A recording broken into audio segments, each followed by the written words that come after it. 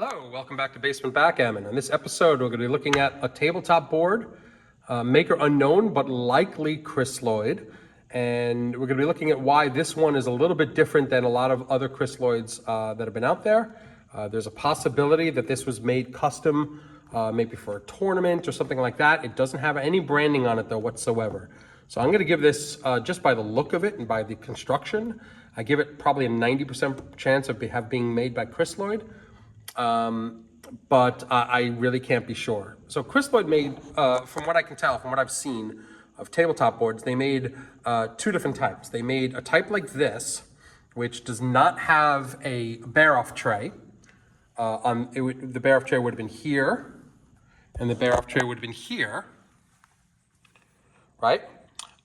So I have another example of that, not a Crisloid, but I have an example of that from another maker in a different video. And they also made boards like this. I uploaded recently a board for a company called Black and White, a Scotch whiskey company that was made by Crisloid, and it looks kind of similar to this. The cutouts are a bit unusual because usually the cutout for the cube, sometimes they're here for the take cubes. From either side, they're here on this bar, but sometimes they're here on the bar itself.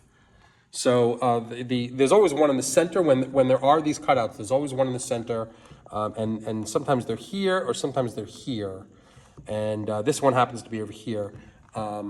What confuses me about this, however, is that if Crisloid had made this, they usually would have branded it Crisloid somewhere, either Crisloid, or if they white labeled it for another manufacturer, they would have made it somewhere else. But Crisloid does all sorts of different custom runs. Like they would have made, let's say, 100 of these boards for some tournament somewhere, and it's possible that the tournament producers just didn't want to pay extra to brand it. They just needed boards. So it's very, very possible that this was made by Crisloid for some other purpose, and not necessarily a Crisloid branded retail board. Having said that, it could very well have been made by some third-party manufacturer, but I doubt it. It feels very Crisloid in many, many ways. The cork field, the way it's constructed, the materials used. In addition, you can see that there are corner joins on this particular board, and one of the issues with backgammon boards. Tabletop boards, if they don't have these corner joins, very often the glue comes undone over the years and separates at the corners. And here, with the corner joins, you have a better chance of keeping those intact. So let's take a look at this. I'm going to use not the checkers that would have come with this. I'm going to use acrylic checkers I happen to have. And you can see 43.5 millimeter checkers. They fit pretty much perfectly, 6 across. And going across here,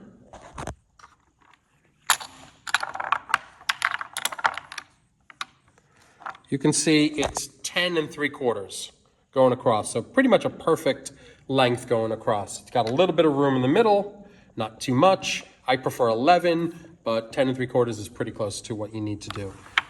So let's set this up so you can see what it looks like. And what typically this would look like if it was set up with, typically this would have come with Bakelite checkers, most likely red and yellow, based off of the point colors. But when I got this board, I got it for next to nothing, just because I needed a board for the club, and I use my acrylic checkers. We have a whole bunch of acrylic checkers at the club that are on standby, just in case someone comes without a board, and we can whip out one of these tabletop boards and get them set up. So this is kind of what the setup looks like.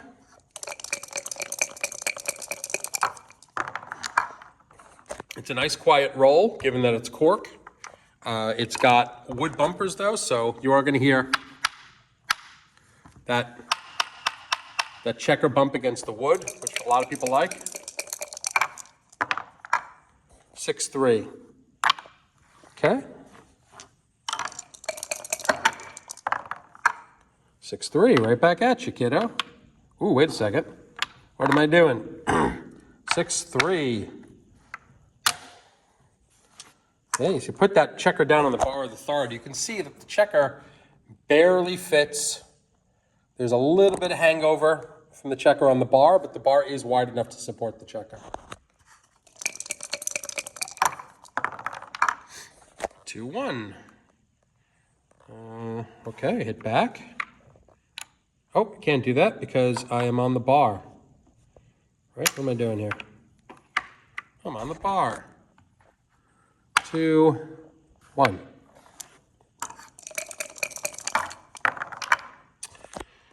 Oh boy, not looking good for yellow. Double 6.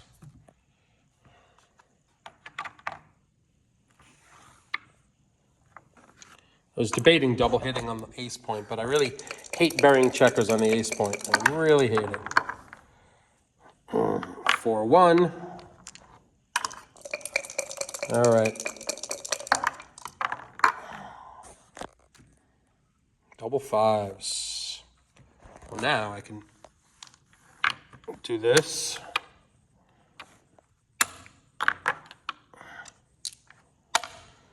All right, I'm sure I made about 1 billion errors in that play. These tabletop boards, great club boards if you can find a place to store them. So we have a place, we have a closet right over there. There's our closet, and we store all of our club equipment in there. We're kind enough to have a library that lets us do that. Not all public libraries will let you do that. I live in a pretty small town, and I know everybody in town because it's a small town, and I have a relationship with the head of the library, and she lets our club do that sort of thing. But even if you don't, these boards, these particular Crisloid tabletop boards, are not particularly heavy. They may weigh about maybe 4 pounds or so, so not particularly heavy. I used to see guys who ran the Backgammon concession in New York, down in Wall Street or at Washington Square Park, or Bryant Park at 42nd Street and 6th Avenue. He used to come with a bunch of these all tied up with bungee cords. And he would just bring them over and set them up to have people to play. So as long as you have a sack of checkers, right, you have a box or a sack of checkers, and you got a bunch of dice, and you got a bunch of cups, a bunch of cubes, you can just have these boards together, and you can sort of slap a set together, no problem, to have people to play. And that's really what these, I think, are best used for club situations. Back in the old days, maybe people would have this in their home, and you could even slap a set of legs underneath this, or put it onto a table and make a table area for backgammon in your home. But people just don't have that kind of room or want to do that too much anymore. I've seen a few backgammon rooms in my day, a couple around here, from some people, especially in my club. A few of the older guys have it, but it's rare. You really need the husband and wife or the partners to both want to play backgammon in order to dedicate an entire room just to that. But anyway, I hope you enjoyed this. I hope you thought it was a little bit, I'm sorry about the detours in my speech here, but I thought hope you thought this was interesting. And like and subscribe for more videos. There'll be more content coming soon. And thanks for everything. Bye-bye.